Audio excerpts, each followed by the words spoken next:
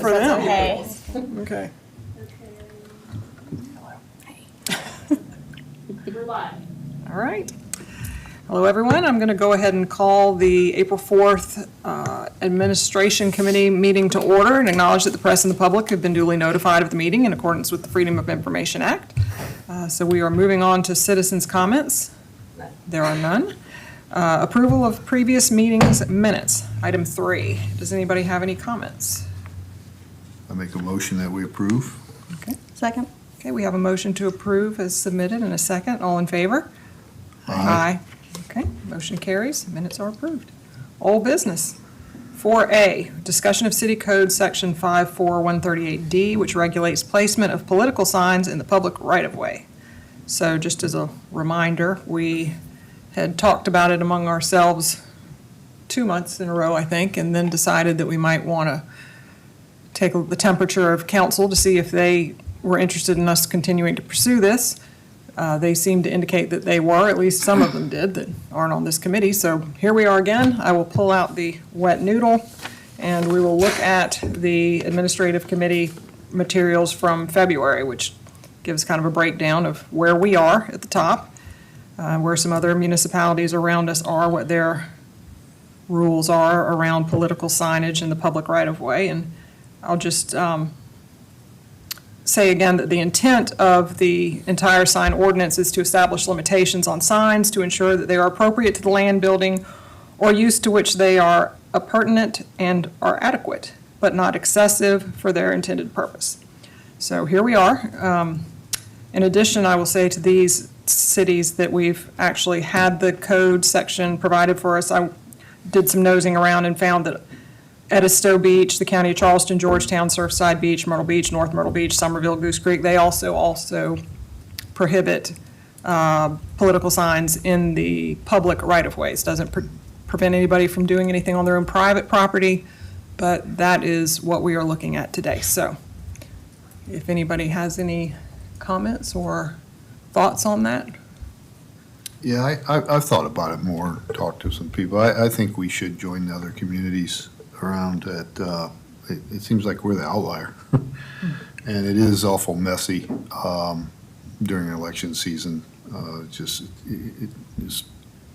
Every right-of-way seems to have more. It seems that who can put more signs out. So I think I've kind of come along and in favor of something along the lines of what Mount Pleasant is. I think we should draft an ordinance and take it to council for that. Ashley, you have any thoughts? I don't think that any changes are needed. I've kind of been wondering lately, why the exception for political signage was made in the first place. So, there was, at one point, whenever they made that ordinance, at least one logical reason that the majority agreed on. So the only reason I see why not to allow it, is the aesthetics. It is messy. It is a lot. Although we don't have a referendum every election season, so, it's not as messy. And that last election, Elizabeth and I were part of, we apologize, but it was record-breaking. I only bought 150 signs. It wasn't my fault. But yeah, no, well, all the special interests that got involved, signs were everywhere. But if one reason to give up political signage and the ability for our candidates to, share their message is just simply for aesthetics. Maybe and occasionally a sign flies away or something like that, but, is that reason enough to give up part of our democratic process, potentially limiting engagement? I'm concerned a few other things. It was stated even that, I think by Elizabeth at the last meeting, that, when she drove through Mount Pleasant and wondered if an election was even going on. And it's true. You wonder, even on Sullivan's, a friend of mine was running last election, and I didn't know because, she hadn't directly told me yet, but, you just don't see signs. And I think that the less and less you see signs, perhaps it causes residents to become less and less engaged or, it's also a way for our residents to be reminded what day to go vote, or on that day that they still need to go vote if they haven't done so. I mean, you see the signs, you definitely aren't going to forget that, we have an election going on and it's important. The other issue is, if there is a referendum on the ballot, it is a way to inform our residents that it's not just candidates being voted on, but, there is a referendum to consider. So they see the signs and they ask questions, do their own research. I think that's a good thing. If they're not seeing those signs, they may not realize it. And I understand that we're still allowing them in private yards, but I think it's safe to assume probably that the majority of residents travel along Palm Boulevard and not as much up and down the side streets. So, not knowing exactly the percentage, but I'd assume that Palm Boulevard has a larger percentage of non-resident properties, so they may not have signs in their yards. So residents that are living in Wild Dunes or just past, up and down the avenues 41st on, may never or rarely ever even see a sign. They might find that difficult to keep up with what's going on in our community. Again, just being aware that something's going on with our community and that they should pay attention to. And I know this last one might sound a little drastic or extreme, but they might just simply not care enough to vote eventually. I mean, I think I'd be willing to bet that the signs are part of why our residents take it seriously, and not seeing the signs, they just might not take it seriously. Thinking 5 years down the road, 10 years down the road, I'd be willing to bet that our voter turnout probably drops. I think the signs indicate to voters that the candidates that are running really care and that they should too. So, when I see the signs, I mean, to me, it looks like quintessential, like, America. It shows that we're proud of where we live, we care, and I really don't believe that the majority on Isle of Palms are bothered so much so by aesthetics that they'd be willing to give it up for good. I think they would understand and agree it's a good thing to see what's happening, to learn about all the candidates. And for 30 days, it's really not that huge of a burden to bear. So, what kind of community do we want to be? Like, one that, expresses this freedom and this proudness in our democratic process, or do we want to limit that or restrict it? And I'd even propose a compromise. Instead of 30 days, if we wanted to consider 2 weeks prior to Election Day. I think that would be better than nothing at all. So, sorry for that long rant. That was great. But, Those are great comments. No need to apologize. That's what I got. Yeah. I don't disagree with some of those statements that you've made, but, for me, it comes down to when you look at the intent of these sign ordinances in our community and in communities everywhere else that I've looked.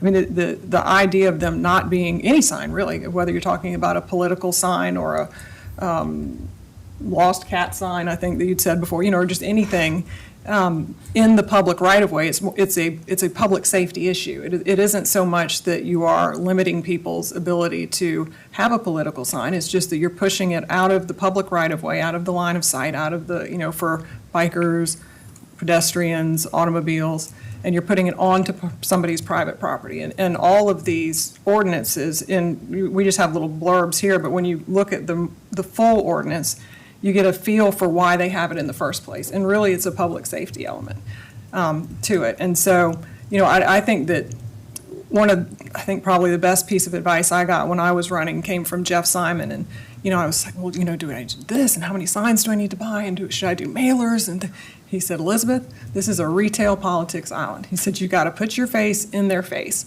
And, so we knocked on doors. I knocked on a lot of doors. And I do believe that that's kind of the nature of this island, that we're more a retail politics. We're meeting people in the streets. We're seeing them at the rec. I don't believe in my heart that removing signs from the public right-of-way is going to tamp down on our democratic process, because I think we really are a retail politics island. You know, we walk around, we talk to people, you know, just Mayor Carroll, former Mayor Carroll. I mean, that was his nightly thing, was walking the streets and talking to people. And you know, I don't think any amount of signs, or any lack of signs really, would have convinced somebody to vote for Jimmy or not vote for Jimmy, because he was developing relationships. And I think that's who we are as a community. And I don't think that pushing signs out of the right of way and onto private property is going to impact that at all. So that's just kind of where I am. So, anything else? Now, so what do we want to do with this? Do we want to take it to council? We need a vote out of here with something to be able to bring it to Yeah. council? Yeah, I would recommend a motion recommending staff to draft an ordinance to such effect, and we'll be presenting that to council. We can discuss it at the workshop again, before an ordinance is presented for first reading at the regular meeting at the end of the month. Well, I think we should bring it to council, so I will make a motion that we draft an ordinance similar to Mount Pleasant's that would limit the political signs to, from the public right-of-ways. Okay, I'll second that. And the intent would be, because I know the town of Mount Pleasant's specific to state-maintained highways or streets and right-of-ways. We have some city roads. Yes. So I think we would, is that the goal, that it would be inclusive of any public right-of-way, whether it's a state-owned or a city-owned road? That's correct. Yeah. yeah. Okay. And I think, you know, I'm not looking, again, at the entirety of this ordinance. So, I mean, to the extent that they have limitations on days ahead of the election, days after the election, I mean, a blend in my mind of the two, what we have, and then just bringing in the idea that it has to be outside of the right-of-way. If I don't even know, is that an amendment? What am I doing here? I'm starting to get off the rails. So it's like, just to make sure I'm understanding, so the 30-day deadline would still apply to the placement of these signs in private property? Yes, And I agree. Okay. Yeah. With my motion, I Correct. amended to say That's that. a friendly amendment, Yeah, right? Yeah, sure. Can I make one more friendly amendment? yeah, sure. Well, does that sign size seem big? I guess not. 8 square feet, that's not terrible. Yeah, I think that's totally fine. Never mind. Okay.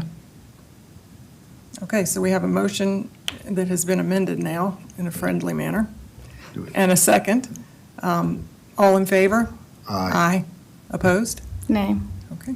Motion carries 2-1, and now we'll So we'll force. bring it to workshop, I guess. Workshop, yeah. Yes, sir. Force them to deal with it. Okay.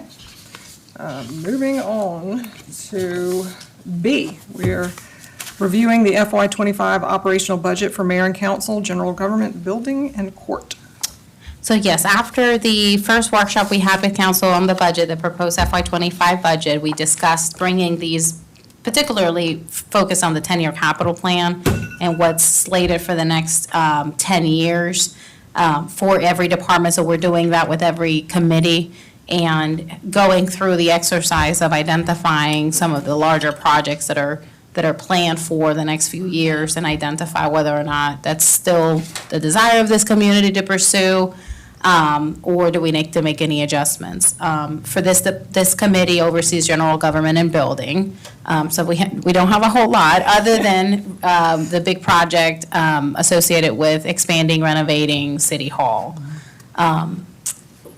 The first draft of the budget, as you all remember, we included a $4 million sort of placeholder of a high-level estimate of the cost of doing some type of renovations. We're still in the process of, with our architects, evaluating different options, but we just took a sort of a high-level number as a placeholder and included half of it in FY25 and half of it in FY26, recognizing that it would be at least an 18-month process, construction process that would migrate into a couple fiscal years. Since then, we've made adjustments to the budget, and we are, the second draft that will be shared with you all tomorrow and discussed at the workshop next week assumes that project being issued, for the city to issue debt for that project, not paying cash. So you'll see that reflected in FY26, which when we would be issuing, paying debt service on.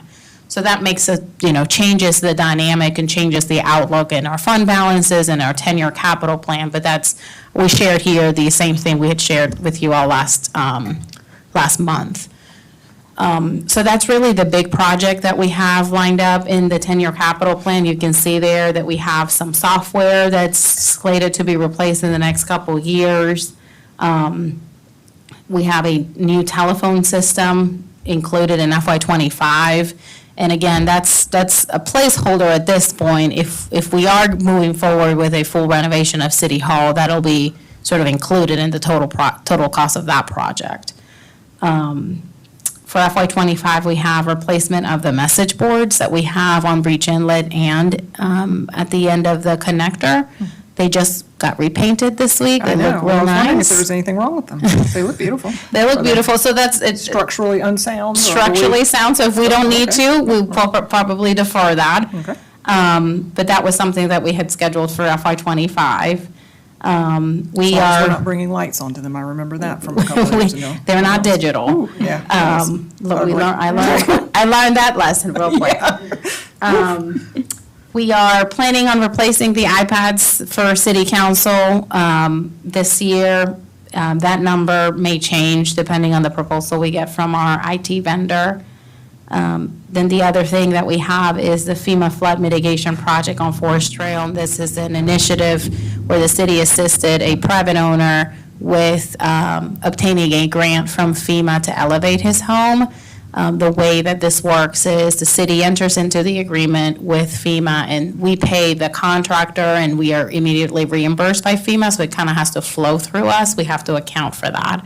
But that's all paid by FEMA. In the budget, there's a net zero impact to that, right? Correct. Yeah. Yeah, Correct. Kind of washes out. And then in the out years, we have the City Hall parking lot fence replacement for $50,000 in FY '29. Court software replacement in FY '27 and '33. We have a generator that would need to be replaced in FY '30. And then resurface parking lot for City Hall. Again, some of these smaller items would be incorporated into what would be a City Hall renovation and expansion. And then you can see in facilities maintenance, that's our initiative to budget 1% of the insured value for each of our buildings for proactive maintenance. For City Hall, that amount is split 50-50 with the building department. Yeah. Yeah, I don't see too much here, really, but We don't have a whole Other lot. than the Poor building. public facilities, boy, they're going to be in for quite the review, but we're not, we don't have a ton of stuff to look at here.